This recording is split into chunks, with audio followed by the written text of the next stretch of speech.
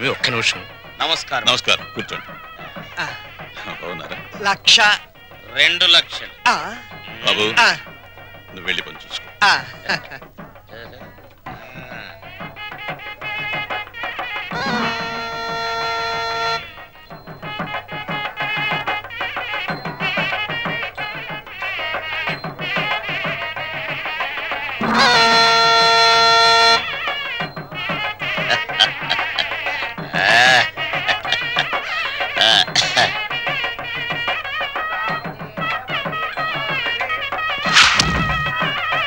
తీసుకోండి.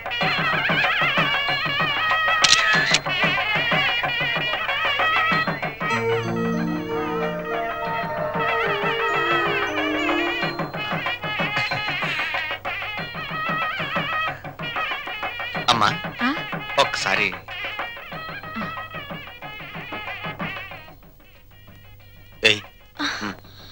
అరే లేమ్మా, ఏమిటి ఏమిట్రా ఇది?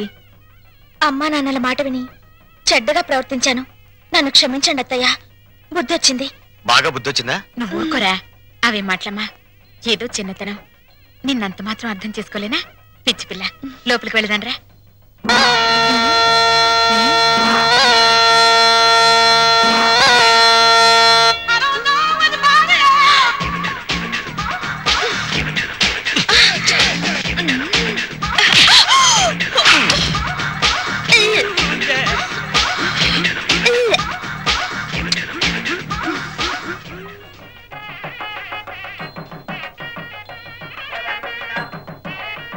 అత్తయ్య, ఏమైందమ్మా? తప్పుల మీద తప్పులు చేసి మావయ్య గారి మొహం చూడాలంటేనే నాకు తల తీసేసినట్టుంది. రాణి, నాకు రంగ అసలు వరుస కన్నయ్య, మరో వరుసకి బావా. ఇప్పుడు ఆయన ఏమని పిలవాలి? రంగా అని పిలువమ్మా. ఆహా,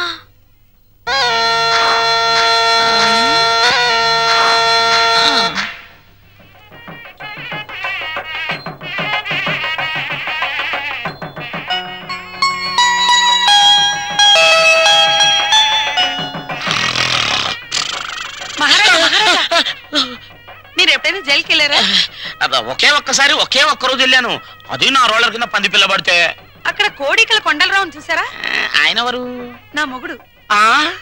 ఈ చాలు గాని ఇంకా చూసుకోండి. ఏంటది? పెళ్ళి.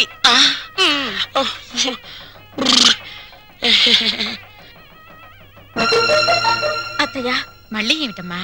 అందరూ నా వంక మీ అబ్బాయి వంక చాలా హీనంగా చూస్తున్నారు. పరువు గల ఈ కుటుంబ గౌరవం నిలబెట్టడం కోసం మేమిద్దరం ఎటైనా వెళ్లిపోయి బ్రతకాలనుకుంటున్నాం. అయ్యో, ఇంత చిన్న విషయానికని ఎక్కడికో పోవడం ఎందుకమ్మా? మీ మావయ్య గారితో చెప్పి డబ్బుకి ఏర్పాటు చేస్తాను, ఏదో వ్యాపారం చేసుకోండి. ఉమ్మడాస్తితో వ్యాపారం చేసి రేపు పొద్దున దివాలా తీస్తే ఆ భారం మొత్తం కుటుంబం మీద పడుతుంది.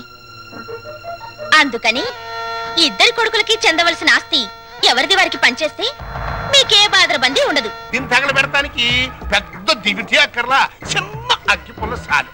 ఆ అగ్గి పుల్లే నీ కోడలు, నా కూతురు అన్నమాట. కాదత్తయ్యా.